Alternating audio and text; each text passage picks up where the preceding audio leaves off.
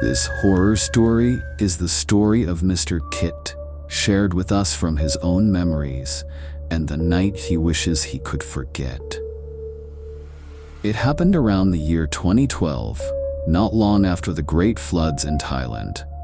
At that time, Mr. Kit was working as a studio cameraman, trying to build his own TV program. The one who invested in his project, and often traveled with him, was Miss Aew. Their first assignment together was to film a religious ceremony in Ubon Ratchathani, in the lower northeastern part of Thailand. The plan was simple: leave Bangkok late at night, drive through the darkness, arrive at dawn, film all day, then head back home.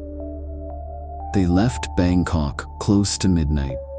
The highway was quiet, just the hum of the engine, the glow of dashboard lights, and the occasional truck rumbling past in the opposite lane. By around 5 in the morning, they reached their destination. At 7, they started filming. The day went smoothly. The ceremony was beautiful, the atmosphere peaceful. By the time the work was done, the sun was low and the exhaustion was heavy. The hosts treated them to dinner as thanks, and by the time they left the restaurant, it was already around 9 at night. Originally, the plan was to drive straight back to Bangkok. If everything went well, they would have reached the city around 1 or 2 in the morning. But as soon as they switched on the GPS and tried to follow the route out of the province, things started to go wrong. The navigation told them to turn again, then loop back. What should have been a clear main road became a maze of narrow streets and empty rural roads. They drove for hours, only to realize they had circled back to the same spots over and over. From 9 p.m. to midnight, they were trapped in that loop. The night felt thicker somehow. The GPS kept recalculating. The fuel gauge slowly dropped. Fatigue set in, the kind that makes thoughts heavy and eyes dry.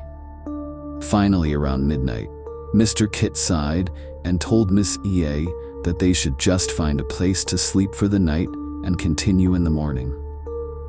That was when they saw it. At a 3-way junction, right on the corner, stood a narrow 4-story shop house that had been converted into a budget hotel. Its presence felt sudden, almost too convenient, like it had been dropped there just for them. The entrance was a metal rolling door pulled halfway up, leading into a small lobby. The building was the last one on the row, sitting exactly at the edge of the 3-way intersection. There was something off about that position, like it was standing in the path of everything that drifted through the night. They parked at the back, grabbed their bags, and walked to the front. When they pushed the metal door open, the sound echoed a little too loudly in the empty lobby. Behind the counter stood an older man, maybe in his late 60s. His expression was flat, almost bored, as if he had been standing there for years. He asked how many rooms they wanted. The price was cheap, about $12 per night. Mr. Kit asked for 2 rooms, one for each of them.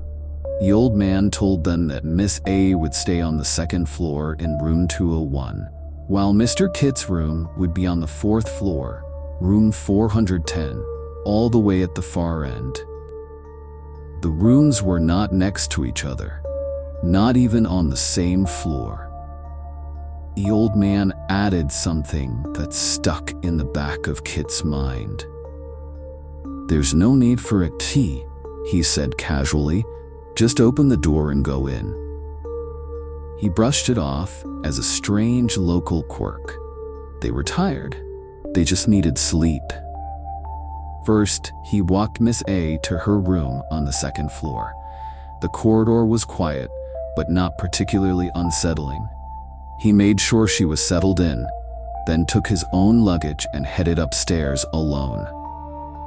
The stairwell was wide, but strangely empty. Some lights worked, others flickered or were completely dead, leaving patches of darkness between landings.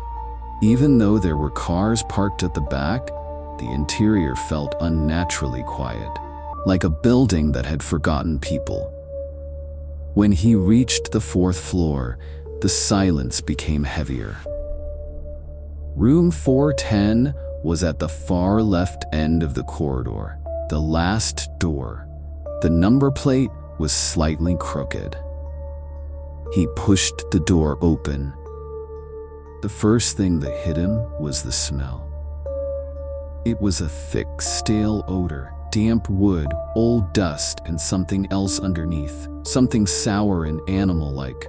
The room felt like it hadn't been aired out in years.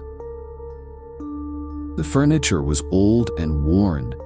There was a heavy wooden wardrobe on the right, its surface scratched and faded.